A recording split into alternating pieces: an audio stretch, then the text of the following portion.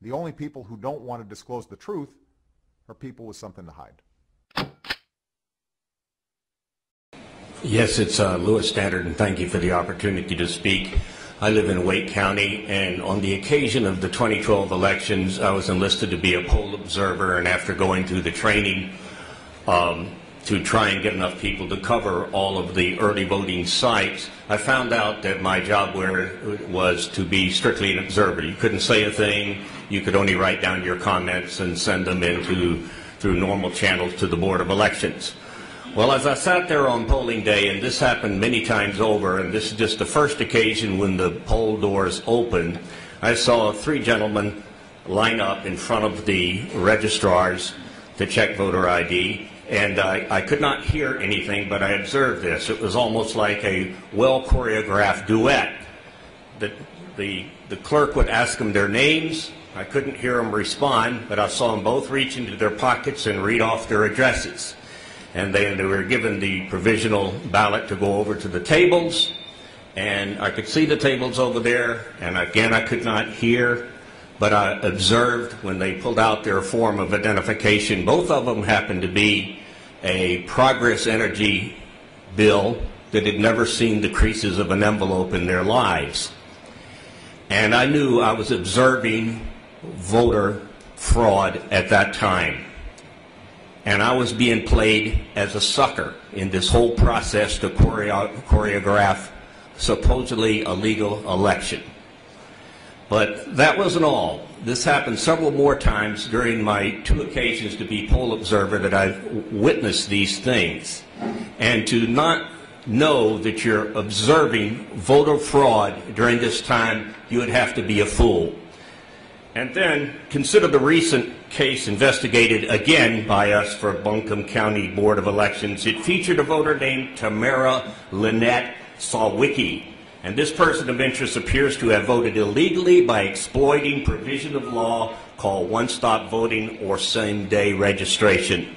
And according to their own documents, the Buncombe County Board of Elections, Tamara Sawicki registered to vote on 10/25/2012 at an early voting location. And during the board's routine follow-up mail to this voter, they were unable to make any further contact. This leads us to believe that a crime occurred and one voter was disenfranchised because another vote stole their vote. And as of February this year, the voter was coded. Welcome, ma'am. You have the floor for time not to exceed 3 minutes. Thank you. My name is Alexandra Brown. I go by Sandy. I have a wonderful husband, Rick, and 3 beautiful kids, and they are the reason I'm here. I used to teach here in Wake County, and the first time I was in this building was with a group of teachers. We had teacher training at St. Augustine's College, and we came down here about a bill. And that was pretty much the extent of my political involvement until last fall when I decided to start volunteering. I volunteered as a poll observer for early voting. One Sunday, the first 1.5 hours of my 4-hour shift, so many people were coming in that had so much trouble recalling their address, and it made me really start to wonder. I was standing near the voter registration same-day table. I didn't even realize at that point that you could register to vote and vote the same day, and I was standing near there, and an elderly woman came up to me. She was accompanied by a young man, and she asked me if she had to register in every county they went to. I was speechless. I wasn't allowed to speak anyway, but in my heart, I was so dismayed. I was just writing in my notebook, I don't know why I bother to vote. What is going on here? I just didn't realize the corruption that I felt I was seeing. And I wondered if I should even bother to vote or do anything at all. Well, I guess I did decide to do something because I'm here. But I'd like to say that we live in a country that has seen many generations fight for freedom, and no one should be denied the right to vote. Our elections should also be free. They should be free from intimidation. They should be free from fraud, and they should be free from corruption.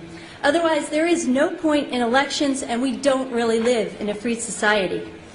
I'd like to make 3 points about voter ID. Number 1, voter ID will curtail fraud and corruption in elections.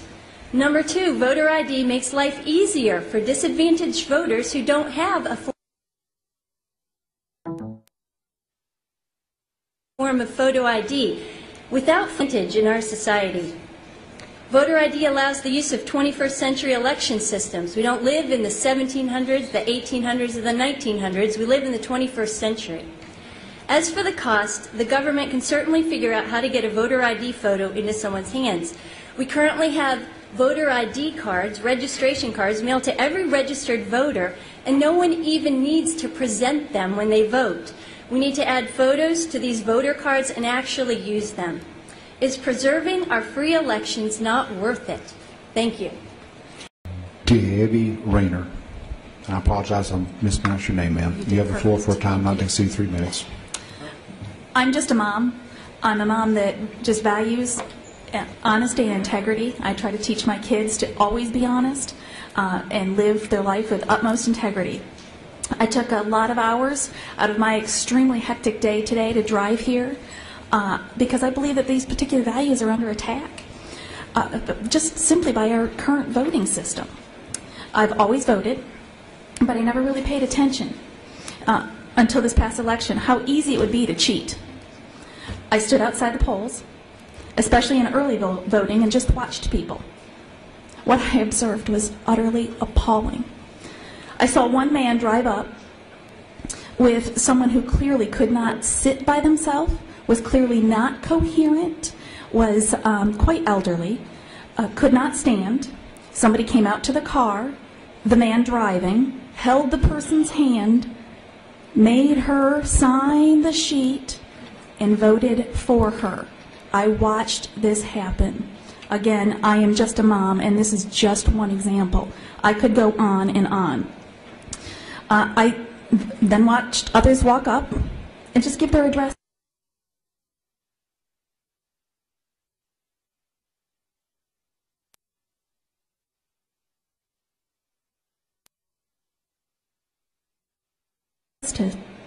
To vote. And I thought, anybody could say that they were me. I could do the same thing. As long as I knew somebody's name and somebody's address, I could go vote for them. Then I realized that if one person did this, my vote was invalidated. And that's not fair. That's not fair to me, and it's not fair to my children that are coming behind me. They are waiting. They are watching for the values of honesty and integrity of the people that are running this state. I realize that I seem to be living in a situation where the society doesn't seem to believe in the honesty and integrity that I do. Having to show identification to exercise this precious right to vote is the only logical way to make sure our system in North Carolina will not allow cheating. Even the UN workers that were flown in to watch our proceedings agreed with that. Please help my vote to count. Don't let it be canceled out by somebody else that is willing to cheat. Thank you. The chair, thank The only people who don't want to disclose the truth are people with something to hide.